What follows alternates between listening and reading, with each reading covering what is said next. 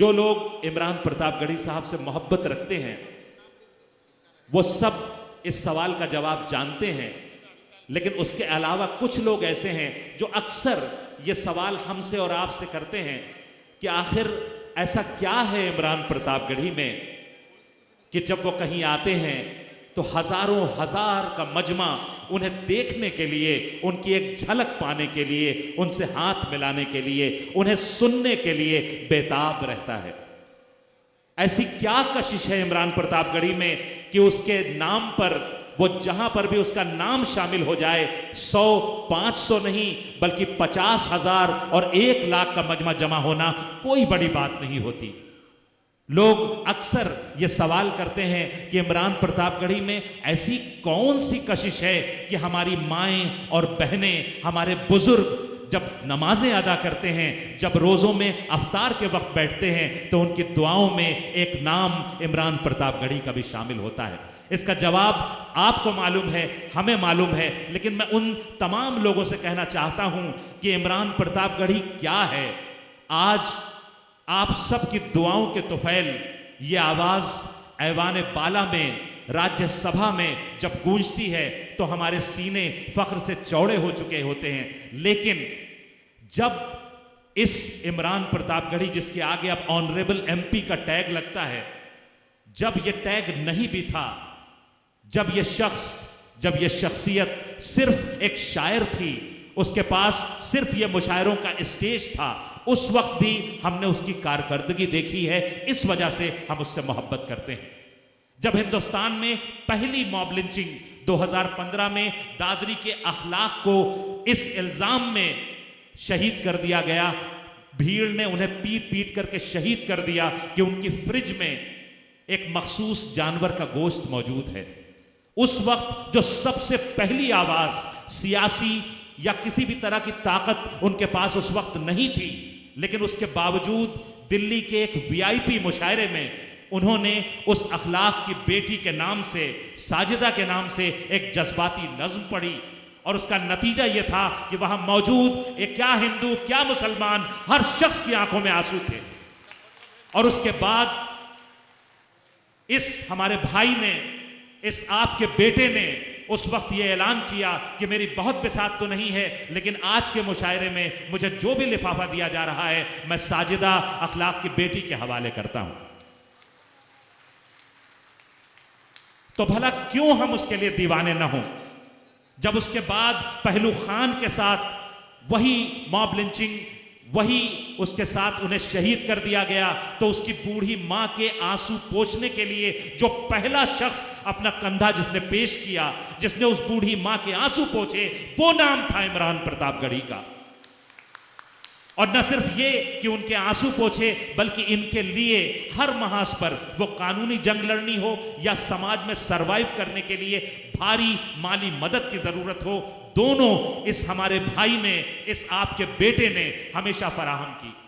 बहुत से नाम हैं, हाफिज जुनैद जिन्हें ट्रेन में उनके भाई के साथ चाकू घोंप दिया गया, जिसकी वजह से बाद में उनकी मौत हो गई, उमर खान, रकबर, इन सब की कितनी ज्यादा बढ़ चढ़ के माली मदद की, उन पर नज़में कह करके पूरे हिंदुस्तान में जगह जगह लोगों के उनके दर्द में शरीक किया, वो नाम इमरान प्रतापगढ़ी का था। जब आप ही के जामताड़ा के तबरेज अंसारी को लिंच किया गया, उस पर इल्जाम लगा करके झूठा, और उससे नारे लगवाए गए, तो जो पहला शख्स पूरे हिंदुस्तान में, जो पहली आवाज आपके उस झारखंड के उस मजलूम के लिए गूंजी, वो आवाज थी इमरान प्रतापगढ़ी की। जेएनयू के नजीब को जब इस, आप सब अहले नजर हैं, आपको पता है नजीब के साथ क्या क्या गुजरा। जब नजीब गायब हुआ तो उसके मां के आंसुओं को अपनी नज्म में इस खूबसूरती से पिरोने वाला शायर कि हम सब के दिलों में वो नज्म बसती है। आप सबको उसके मिसरे याद हैं, वो नज्म रचने वाला और उस जुनैद के लिए पूरे हिंदुस्तान में जगह जगह उस शख्स के लिए जगह जगह प्रोटेस्ट करने वाला शायर, हमारा अपना, हमारा भाई, हमारा बेटा, यही इमरान प्रतापगढ़ी। जब इसने सीए एनआरसी के लिए इमरान प्रतापगढ़ी ने हैदराबाद में जाकर लोगों को झिझोड़ा, उनके जमीर को जगाने की कोशिश की और यह कहा कि मुझे बड़ा अफसोस हो रहा है कि इस हैदराबाद में शाहीन बाग क्यों नहीं है। इसकी पादाश में उस पर एफआईआर की गई। जब सीए एनआरसी के लिए वो जगह जगह पर प्रोटेस्टों में शामिल हो रहा था, रैलियों में शामिल हो रहा था, तो यूपी गवर्नमेंट की तरफ से 1 करोड़ रुपए का उसके खिलाफ नोटिस भेजा गया। लेकिन उसके बावजूद आपका ये भाई, आपका ये बेटा पूरे हिंदुस्तान में बेखौफ होकर घूमता रहा और 67 सभाएं, वो जनसभाएं जिसने शाहीन बाग मूवमेंट को ताकत दी, वो ताकत देने वाला अगर कोई नाम था तो वो नाम था आपके अपने इमरान प्रतापगढ़ी का। और ये सब उस वक्त हो रहा था जब उसके पास कोई ताकत नहीं थी। और जब से वो सियासत में हैं, आप यकीन करें कि एक शख्स का ख्वाब होता है कि वो एमपी, मेंबर ऑफ पार्लियामेंट कभी बन जाए, और जब वो बन जाता है तो उसकी जिंदगी में एक ठहराव आ जाता है। मेरी खुशनसीबी है कि इमरान प्रतापगढ़ी साहब मुझे दोस्त रखते हैं, आपके घर तक मेरी रसाई है, जाना आना रहता है। आप यकीन करें, यह शख्स, इसे मैंने उस पहले तो फिर भी कुछ आराम करते देखा है, लेकिन जब से उसने सियासत में कदम रखे हैं, जब से राहुल गांधी जी ने, माननीय राहुल गांधी जी ने उन्हें यह जिम्मेदारी दी है राज्यसभा की, तब से यह शख्स कब सोता है, कब आराम करता है, किस वक्त ये अपने जिस्म को सुकून देता है, मुझे समझ में नहीं आता। मुझे याद आते हैं तेलंगाना के इलेक्शंस, जिसे अपनी अना का मसला बना लिया था हमारे भाई ने, इमरान प्रतापगढ़ी साहब ने। रात दिन डॉक्टर ने आपको सख्ती से मना कर दिया था कि आप न निकलें, आपके ड्रिप के वो लगा हुआ था और वीगो, और उसके बाद वो रात में आकर के ग्लूकोज चढ़वाते थे, दवाएं लेते थे और दिन भर रैलियां करते थे, लोगों को झिझोड़ते थे। और उसका नतीजा ये है कि आज तेलंगाना में हम देख रहे हैं कि हमारी नफरतों की वो सरकार हट गई है और अब उसकी जगह मोहब्बतों के लोग वहां पर काबिज हुए हैं। मैं बहुत कुछ इनके बारे में बता सकता हूं, बस एक बात मैं माफी चाहता हूं इमरान प्रतापगढ़ी साहब से जो कहने जा रहा हूं, क्योंकि कई काम हैं जो वो बहुत खुफिया, मैं उसी का जिक्र करने जा रहा था। सीमांचल के हमारे भाई यहां पर मौजूद हैं। मैं एक बात आपको और बताता चलूं कि सीमांचल में जब बाढ़ आई और जिससे हजारों और लाखों लोग मुतासिर हुए, हुकूमत बाद में वहां पर आई है। सबसे पहला शख्स जो अपनी झोली में जो कुछ उसके पास था वो लेकर के माली मदद हाजिर हुआ और लोगों के आंसू पोंछे सीमांचल के बाढ़ पीड़ितों के, वो शख्स था यही आपका इमरान प्रतापगढ़ी। और एक आखिरी बात वो मैं गुजारिश कर दूं आपसे, जो बहुत कम लोग, जो बहुत खास, यहां पर सुशील भाई बैठे हुए हैं, शमीम भाई बैठे हुए हैं, गिनती के कुछ लोग हैं, जीनल साहिबा हैं, ये हम लोग शायद जानते हैं, उसके सिवा कम लोग जानते हैं कि न जाने कितने लोग हैं जो हिंदू और मुसलमान की तखसीस के बगैर, न जाने कितने लोग हैं जो इलाज के लिए दिल्ली आते हैं और उनकी किस तरह से इमरान प्रतापगढ़ी, ये आपका भाई, आपका बेटा मदद करता है। और न जाने कितने ऐसे बच्चे हैं कि जिनकी पढ़ाई का खर्च आपका यही भाई, आपका यही बेटा उठा रहा है। मैं माफी चाहता हूं, ये बातें यहां करने की नहीं थी, लेकिन मैं जज्बाती हो रहा हूं, तो मैं चाहता हूं कि आप भी, मेरे ख्याल में आप सब मोहब्बत करते हैं अपने इस भाई, अपने इस बेटे से, तो मैं आपको मजीद जज्बाती नहीं करना चाहता। मैं चाहता हूं कि दोबारा आपको मुशायरे की तरफ ले चलूं। और अब हमारी फहरिस्त में सिर्फ एक नाम बचा है, इज्जत माब शरफ नानपारवी साहब का, और उसके बाद हमें इमरान प्रतापगढ़ी साहब तक पहुंचना है। मैं आप सब से इजाज़त चाहता हूं कि 2-3 शेर की अगर इजाज़त दे दें तो मैं बतौर शायर सिर्फ 2-3 शेर आपको सुना दें, लेकिन उसके लिए अगर पुरजोर आप तालियां बजा दें।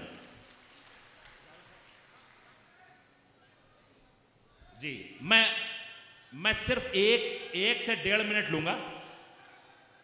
भैया कैमरा सेट करके बैठ जाओ, इस वक्त इन सब का महबूब इनकी निगाहों के सामने है, ये जरा से भी आड़ बर्दाश्त न करेंगे। जिंदाबाद, धन्यवाद। मैं चंद शेर आपकी खिदमत में पेश कर देता हूं। मोहतरम इमरान प्रतापगढ़ी साहब से इजाजत, मोहतरम गुड्डू साहब से इजाजत। एक मतला पेश करता हूं कि हमारे इसी बस 1.5 मिनट मैं अपना काम करके मैं वापस अपने काम पे जाऊंगा, उस 1.5 मिनट मुझे मोहब्बतों से नवाज दीजिएगा कि मुझे लगे कि मैं धनबाद से होकर आ रहा हूं और धन्य होकर जा रहा हूं। पेश करता हूं, गुजारिश करता हूं कि एक बार मुझे इजाजत दे दें। बहुत शुक्रिया भाई। यहां पर जो साथी खड़े हैं आपकी भी मैं आपको भी सलाम करता हूं। मतलब पेश करता हूं कि हमारे मुंह पे उड़ाता हुआ वो धूल गया। क्या बात है। हमारे मुंह पे उड़ाता हुआ वो धूल गया, हम ही ने चलना सिखाया, हम ही को भूल गया। क्या बात है, वाह, बहुत खूब। हमारे मुंह पे उड़ाता हुआ वो धूल गया, हम ही ने चलना सिखाया, हम ही को भूल गया। और यहां नौजवानों की बड़ी तादाद है, 2 मिसरे उनकी नजर। हम ही ने चलना सिखाया, हम ही को भूल गया, ना आप आए ना अपनी कोई खबर भेजी, ना आप आए ना अपनी कोई खबर भेजी, ये दिन भी पिछले दिनों की तरह फजूल गया। क्या बात है, वाह वाह वाह वाह। बहुत शुक्रिया। और 4 मिसरे ये आखिरी और मुलाजा कर लें कि न कर हरगिज न कर ये गुफ्तगू अच्छा नहीं लगता, न कर हरगिज न कर ये गुफ्तगू अच्छा नहीं लगता, वफा का जिक्र मेरे रूबरू अच्छा नहीं लगता। चौथे मिसरे पर आप सबकी एक एक शख्स खामोश न रहे और मुझे मोहब्बतों के साथ विदा करे कि न कर हरगिज न कर ये गुफ्तगू अच्छा नहीं लगता, वफा का जिक्र मेरे रूबरू अच्छा नहीं लगता, इजाजत हो अगर तो सर मैं अपना खुद कलम कर लूं, तुम्हारी आस्तीनों पर लहू अच्छा नहीं लगता। वाह वाह वाह वाह मारूफ साहब, बहुत खूब, वाह। ये शेर फिर से पढ़िए। मोहतरम मुकाम इज्जत माब इमरान प्रतापगढ़ी साहब का हुक्म है कि मैं 4 मिसरे दोबारा पढ़ दूं।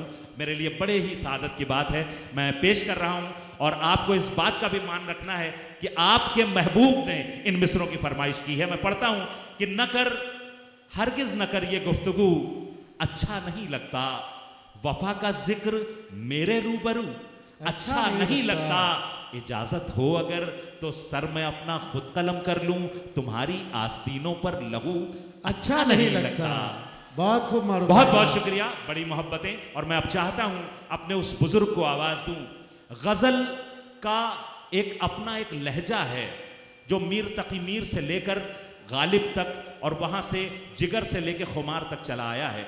उसकी तारीफ में मैं बहुत कुछ बयान कर सकता हूं कि गजल किसे कहते हैं, लेकिन अगर मुझे गजल की डेफिनेशन बयान करने की जगह सिर्फ ये कहा जाए कि एक नाम आप ले लें कि वो जब कलाम पढ़े तो हमें मालूम हो जाए गजल किसे कहते हैं, तो हिंदुस्तान के जो गिनती के चंद नाम मेरे जहन में आएंगे उनमें से एक नाम है मोहतरमुल मुकाम शरफ नानपारवी का। मैं उनसे गुजारिश कर रहा हूं कि वो आपकी पुरजोर तालियों के बीच तशरीफ लाएं और अपने कलाम से नवाजें।